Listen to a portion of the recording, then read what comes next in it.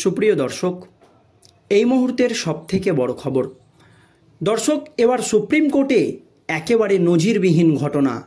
হাইকোর্টের বিরুদ্ধে ক্ষোভ উগড়ে দিলেন সুপ্রিম কোর্টের বিচারপতিরা, আর তাতেই গোটা রাজ্য রাজনীতিতে একেবারে নতুন করে শোরগোল পড়ে গিয়েছে। দর্শক, আপনারা জানেন রাজ্য সরকারের একাধিক দুর্নীতি ইস্যুতে কঠোর পদক্ষেপ নিয়েছে কলকাতা হাইকোর্টের বিচারপতিরা।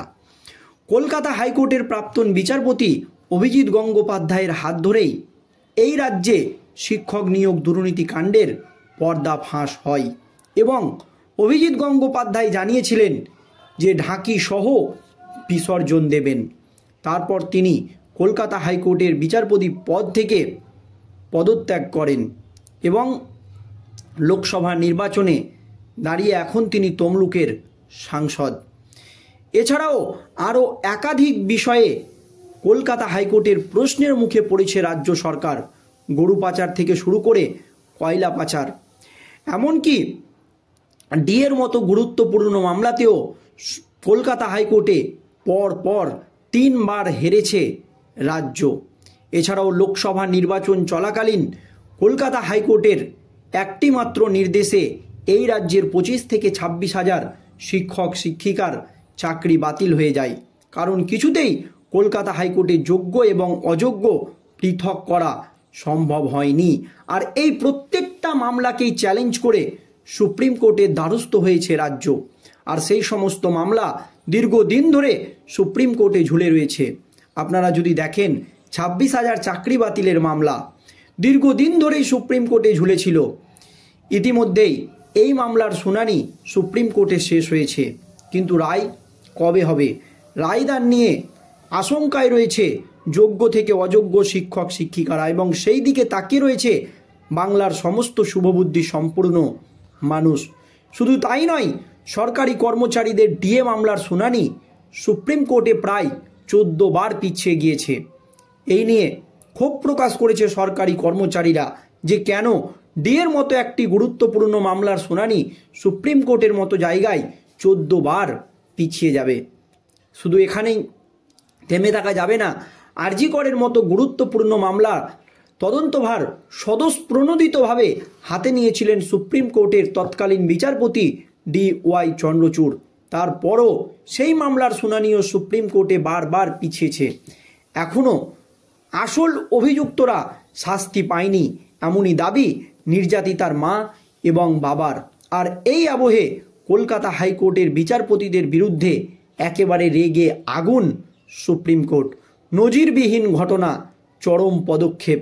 ঠিক কী হয়েছে দর্শক দেখুন।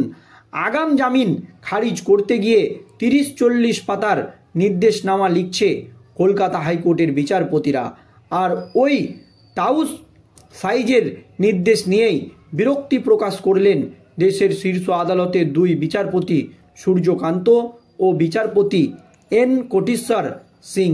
2 বিচারপতির মন্তব্য, কলকাতা হাইকোর্টে যা চলছে তা সত্যি বিরক্তিকর। আগাম জামিনের আর্জি খারিজ করতে গিয়ে 30-40 পাতা লেখা হচ্ছে। এটা সাধারণত নিম্ন আদালতের বিচারকরা কাউকে দোষী সাব্যস্ত করার সময়ে যেমন পুঙ্খানুপুঙ্খভাবে রায় লেখেন, তেমনই ঘটনা ঘটছে, যা অত্যন্ত বিরক্তিকর বলে মত সুপ্রিম কোর্টের। প্রতারণা মামলায় গ্রেপ্তারির হাত থেকে বাঁচতে দিল্লি হাইকোর্টের দ্বারস্থ হয়েছিল পেশায় চিকিৎসক আদর রেখা। গত 6 ফেব্রুয়ারি তারা আগাম জামিনের আর্জি খারিজ করে দেন দিল্লি হাইকোর্টের এক বিচারপতি। ওই নির্দেশকে চ্যালেঞ্জ জানিয়ে শীর্ষ আদালতের দ্বারস্থ হন খেরা। শুক্রবার ওই আর্জির শুনানি ছিল বিচারপতি সূর্যকান্ত এবং বিচারপতি N কোটেশ্বর সিংহের এজলাসে। আবেদনকারীর তরফে প্রবীণ আইনজীবী সিদ্ধার্থ লুথরা বলেন যে প্রতিষ্ঠানের বিরুদ্ধে প্রতারণার মামলা দায়ের হয়েছিল, সেই প্রতিষ্ঠানের কর্ণধার আমার মক্কেলের বাবা আদর খেরার তার সঙ্গে কোনো সম্পর্ক নেই। তা সত্ত্বেও একজন সচেতন নাগরিক এবং আইনের প্রতি শ্রদ্ধাশীল ব্যক্তি হিসাবে দিল্লি পুলিশকে তদন্তে সহযোগিতা করেছেন।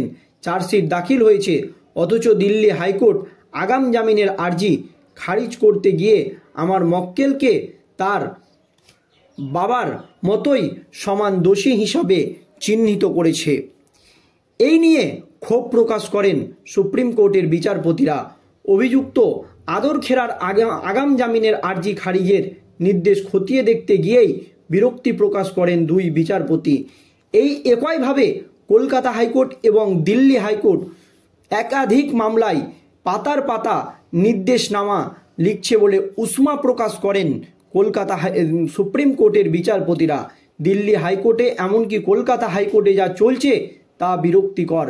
আগাম জামিনের আর্জি খারিজ করতে গিয়ে 30-40 পাতার রায় লেখা হচ্ছে। কি হচ্ছে বুঝতে পারছি না।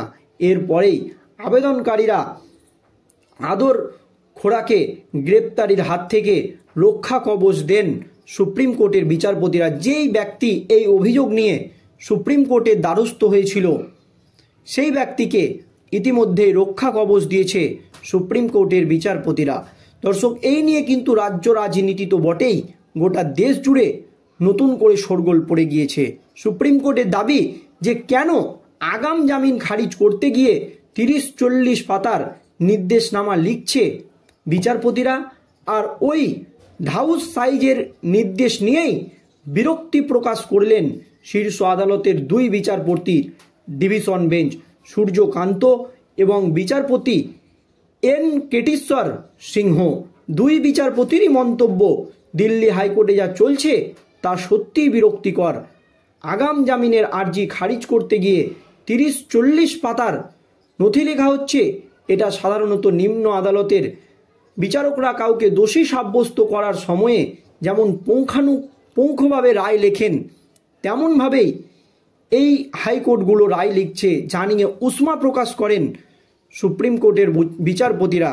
আর এই ঘটনার সূত্রপাত প্রতারণা মামলায় গ্রেপ্তারির হাত থেকে বাঁচতে দিল্লি হাইকোর্টের দ্বারস্থ হয়েছিল পেশায় চিকিৎসক আদর খেরা।